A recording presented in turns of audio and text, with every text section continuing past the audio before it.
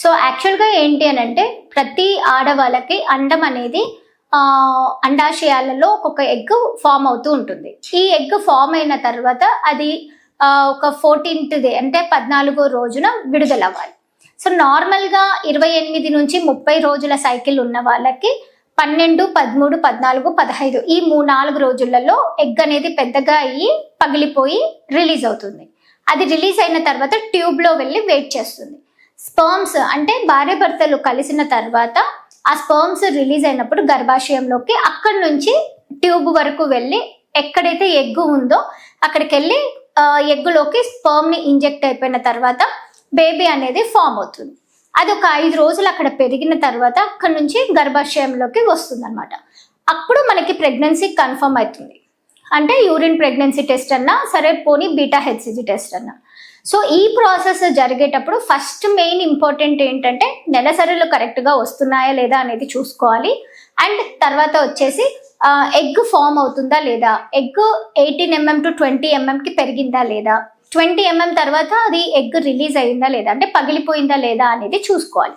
So ఇది ఎలా చూసుకోవాలి, మనకి మామూలుగా ఒకటి ఇంట్లో కావాలి అని అంటే నార్మల్ 28 to 30 సైకిల్ అంటే 28 నుంచి 30 రోజుల సైకిల్ ఉన్న వాళ్ళకైతే 14వ రోజున ఎగ్ విడుదల అవుతుంది అని అనుకుంటాం. కాబట్టి 14, 13 రోజులన మనము LH కిట్ అంటే ఓవ్యులేషన్ కిట్ చెక్ చేసుకోవచ్చు. లేదు అది అవ్వట్లేదు అని అంటే కనుక డాక్టర్ని కన్సల్ట్ అయ్యి ఫాలిక్యులర్ స్టడీ చెక్ చేయించుకొని ఎగ్ ఫామ్ అవుతుందా లేదా, రిలీజ్ అవుతుందా లేదా అనేది చెక్ చేసుకోవాలి. ఒక అండం పెరిగిన తర్వాత కూడా కరెక్ట్ గా విడుదల కాలేదు అన్నది ప్రాబ్లం కొంతమంది ఫేస్ చేస్తూ ఉంటారు. దీన్నే ల్యూటినైజ్డ్ అన్రప్చర్డ్ ఫాలికల్ సిండ్రోమ్ అంటారండి. షార్ట్ ఫామ్ లో చూసినట్టయితే LUF.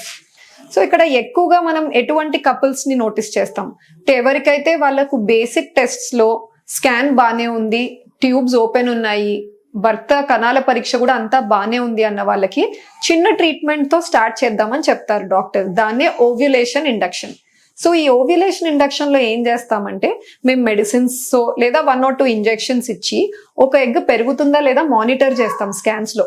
ఆ ఫాలికల్ సైజు, ఆ పెరిగే ఎగ్ సైజు ఒక 18-20 మిల్లీమీటర్ల సైజు రీచ్ అయిన తర్వాత అది బ్రేక్ అవ్వడానికి, ఎందుకంటే మనకు బయట బ్యాగ్ బ్రేక్ అయితేనే లోపలున్న ఎగ్ బయటకు వస్తుంది. సో ఆ బ్యాగ్ బ్రేక్ అయిపోవడానికి ఒక ఇంజెక్షన్ ఇస్తాం, దాన్ని ట్రిగర్ షాట్ అని అంటారు.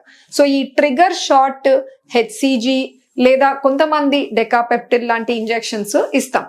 ఇది ఇచ్చిన తర్వాత కూడా డాక్టర్ ఏమంటారంటే మళ్ళీ ఒకసారి స్కాన్ కి రండి, ఈ ట్రిగర్ షాట్ వర్క్ అయిందా లేదా, ఆ బ్యాగ్ బ్రేక్ అయిందా లేదా చూద్దాము అని అంటారు. మాక్సిమం ఒక 70%, 80% కేసెస్ లో అనుకున్న తీరులో ఆ బ్యాగ్ అన్నది బ్రేక్ అయిపోతుంది. సో బ్రేక్ అయిన వెంటనే లోపల ఉన్న ఎగ్ రిలీజ్ అయినట్టుంది. భర్త భార్య ఈ టైంలో కలిస్తే బెస్ట్ ఛాన్సెస్ ప్రెగ్నెన్సీకి అని అడ్వైస్ చేయడం జరుగుతుంది. ప్రెగ్నెన్సీలో బేబీ బంప్ పొట్ట అనేది ఎప్పటి నుంచి కనపడడం స్టార్ట్ అవుతుంది, ఏ నెల నుంచి? సో చాలామంది కపుల్ ఏంటంటే 8th monthలోనే బేబీ బంప్ అనేది కనపడుతుంది అని అనుకుంటారు, 7th, 8th, బట్ కాదు. 4th month నుంచే కొంతవరకు అబ్డామినల్ సర్కంఫరెన్స్ అనేది చాలా క్లియర్గా చేంజ్ అవుతూ ఉంటుంది. సో దీన్ని మీరు గమనిస్తే అది ఫస్ట్ పెల్విక్ రీజియన్ కింద ఉంటుంది అనమాట, యుట్రస్ ఏదైతే ఉందో గర్భసంచి. సో స్లోగా పెల్విక్ ఆర్గాన్ నుంచి అబ్డామినల్ ఆర్గాన్ కింద 3rd month తర్వాత స్టార్ట్ అవుతుంది అనమాట. సో స్లోగా అబ్డామినల్ స్ట్రక్చర్ కింద యుట్రస్ అనేది ఎక్స్పాండ్ అవటం జరుగుతుంది. సో 5th monthకి వచ్చేసరికి యుట్రస్ యొక్క సైజు ఆల్మోస్ట్ అంబలికస్ దగ్గర వరకు ఉంటుందన్నమాట. సో బేబీ బంప్ అనేది ఇంక్రీజ్ అవుతూ ఉంటుంది. సో ఫ్లాంక్స్ కూడా ఫుల్నెస్ అనేది స్లోగా ఆఫ్టర్ 5th month స్టార్ట్ అవుతూ ఉంటుంది. 5th month తర్వాత 6th month నుంచి కొంతవరకు అబ్డామినల్ గ్రోత్ అనేది క్లియర్గా ఐడెంటిఫై చేయగలుగుతారు నార్మల్ పాపులేషన్ కూడా. సో 6th నుంచి ఆ తర్వాత నుంచి స్లోగా అబౌవ్ అంబ్లికస్ నుంచి ఎవ్రీ 2 fingers బ్రెడ్త్ తోటి యుట్రస్ ఏదైతే ఇంక్రీజ్ అయ్యి ఎక్స్పాండ్ అవుతూ ఉంటుందన్నమాట. So almost 9th month 8th month దగ్గర లైక్ అరౌండ్ 32 weeksకి టిల్ జిఫిస్టర్నమ్ వరకు ఉంటుంది. జిఫిస్టర్నమ్ వరకు కూడా యుట్రస్ అనేది ఎక్స్పాండ్ అవుతుంది. ప్రెగ్నెన్సీలో గనక అబ్డామినల్ పెయిన్, పొట్ట నొప్పి వచ్చినట్లయితే అది నార్మలా కాదా అని డిస్కస్ చేద్దామండి. విమెన్ లో పెయిన్ అబ్డామిన్ రావడానికి గల reason UTI, urinary tract infections అన్నమాట. ఏమైనా కానీ యూరిన్ ఇన్ఫెక్షన్స్ ఉండేటప్పుడు కింద పొత్తి కడుపులో నొప్పి రావడం అనేది సహజం. అదే కాకుండా ప్రెగ్నెన్సీ టైంలో కూడాను యూరినరీ ట్రాక్ట్ ఇన్ఫెక్షన్స్ అనేవి కొంచెం ఎక్కువగానే ఉంటాయి ఎవరిలోనైనప్పటికీ కూడాను. So UTI is one of the most common cause. అది కాకుండా ప్రెగ్నెన్సీ యొక్క హార్మోన్స్ ఏవైతే ఉంటాయో ప్రొజెస్ట్రాన్ అవిను, వాటి వలన లైక్ ఇంటెస్టైనల్ మూమెంట్స్ కానీ అవన్నీ కొంచెం తగ్గుతాయి అన్నమాట. దాని వలన బ్లోటింగ్ సెన్సేషన్ కానీ గ్యాస్ట్రైటిస్ కానీ రావడం అనేది సహజం. ఇవి కూడాను మైల్డ్ పెయిన్ అనేది కాజ్ చేస్తూ ఉంటాయి. ఇదే కాకుండా సెకండ్ ట్రైమిస్టర్ లో అంటే గర్భసంచి యొక్క సైజ్ పెరిగే కొద్దీ లిగమెంట్స్ అనేవి కూడా స్ట్రెచ్ అవుతూ ఉంటాయి. ఇవి ఏంటంటే గర్భసంచి యొక్క నార్మల్ న్యాచురల్ సపోర్ట్స్ అన్నమాట. ఇవి స్ట్రెచ్ అవ్వడం వలన కూడాను పెయిన్ అనేది వస్తుంది. ఇది కూడాను వేగ్ పెయిన్ లాగానే ఉంటుంది అనమాట. రౌండ్ లిగమెంట్ పెయిన్ అని అంటూ ఉంటాం అనమాట. ఇది కాకుండా ఎప్పుడు అలార్మింగ్ అన్నట్లయితే కనుక అబార్షన్స్, కొన్నిసార్లు స్పాటింగ్ అవుతుంది, లేదు అని అంటే బ్లీడింగ్ అవుతుంది, పెయిన్ ఉండొచ్చు ఉండకపోవచ్చు. అటువంటప్పుడు చాలా మిస్క్యారేజ్ లోకి టర్న్ అవుతుందా లేదా అన్నది మీరు అబ్జర్వ్ చేసుకుంటూ ఉండాలన్నమాట.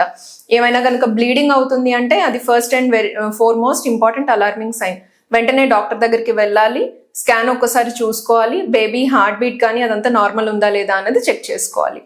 ఏదైనా రప్చర్డ్ ఎక్టోపిక్ అలా అయినప్పుడు కూడాను సివియర్ పెయిన్ అబ్డమెన్ ఉంటుంది, దాంతోపాటు లాస్ ఆఫ్ కాన్షియస్నెస్ అలాంటివి కూడా ఉంటాయి అన్నమాట. So these are the most common causes of pain abdomen in pregnancy. Thank you. So మగవాళ్ళకి ఒక సర్టన్ ఏజ్, మెచ్యూరిటీ ఏజ్ వచ్చిన దగ్గర నుంచి రెగ్యులర్గా స్పర్మ్స్ అనేవి ప్రొడ్యూస్ అవ్వడం అనేది జరుగుతూ ఉంటుంది. ఆడవాళ్ళకి పెద్ద మనిషి అయిన దగ్గర నుంచి కూడా ప్రతి నెల ఎగ్ పెరిగి రిలీజ్ అవ్వడం జరుగుతుంది. సో హస్బెండ్ వైఫ్ కలిసినప్పుడు స్పర్మ్స్ అనేవి గర్భసంచి ద్వారం దగ్గర డిపాజిట్ అవుతాయి. సో ఆ టైంలో గనక ఓవ్యులేషన్ జరిగితే, అంటే అండాశయం నుంచి ఎగ్ పెరిగి విడుదలయ్యి ట్యూబ్లోకి వస్తే ఇక్కడ ఉన్న స్పర్మ్స్ గర్భసంచి లోపల నుంచి ట్యూబ్లోకి రీచ్ అవుతాయి అండ్ ఇక్కడ ఎగ్ అండ్ స్పర్మ్ కలుస్తాయి అన్నమాట. సో ఫర్టిలైజేషన్ అనే ఇంపార్టెంట్ ప్రాసెస్ మనకి ట్యూబ్స్లో జరుగుతాయి. ఇక్కడ మనకి బేబీ ఫామ్ అయ్యాక అది డివైడ్ అవ్వడం స్టార్ట్ అవుతుంది. సో ఫర్టిలైజేషన్ అయ్యాక 24 అవర్స్కి ఒక 2 సెల్ స్టేజ్, తర్వాత 4 cell stage, 8 cell stage, 3rd day కల్లా అలా డివిజన్ అనేది బేబీలో స్టార్ట్ అవుతుంది. సెల్స్ అనేది డివైడ్ అవ్వడం స్టార్ట్ అవుతుంది. సో ఆ స్టేజెస్ అన్నీ కూడా ట్యూబ్లోనే మనం బేబీ ఉంటుందండి. అది మెల్లగా ట్యూబ్లో నుంచి గర్భసంచి లోపలికి వస్తుంది. 5th డే ఫర్టిలైజేషన్ అయిన 5th డేకి మనకి బ్లాస్టోసిస్ స్టేజ్ ఎంబ్రియో గర్భసంచి లోపలికి రీచ్ అవుతుంది. ఆ బ్లాస్టోసిస్ స్టేజ్ ఎంబ్రియో గర్భసంచి లోపలికి అతుక్కుంటే దాన్ని మనం ఇంప్లాంటేషన్ అని అంటాం. సో ఆ ఇంప్లాంటేషన్ జరిగినప్పుడే మనకి ప్రెగ్నెన్సీ వస్తుంది అనమాట. సో ఇంప్లాంటేషన్ జరిగిన దగ్గర నుంచి బేబీ ఫామ్ అవ్వడం స్టార్ట్ అవుతుంది, డిఫరెంట్ పార్ట్స్ ఫామ్ అవ్వడం స్టార్ట్ అవుతుంది. యూజువల్లీ ఫస్ట్ 3 monthsలోనే అవయవాలన్నీ చాలా మటుకు ఏర్పడుతుంది. ఆ తర్వాత నుంచి గ్రోత్ మాత్రం మనకు కనిపిస్తుంది అనమాట. సో ఎగ్ అండ్ స్పర్మ్ కలిసి ఫర్టిలైజ్ అయ్యి ఒక బేబీ ఫామ్ అయ్యి ఆ బేబీ డివైడ్ అయ్యి 5th డే వచ్చి గర్భసంచిలో అతుక్కుంటే మనకి ప్రెగ్నెన్సీ రావడం అనేది జరుగుతుంది.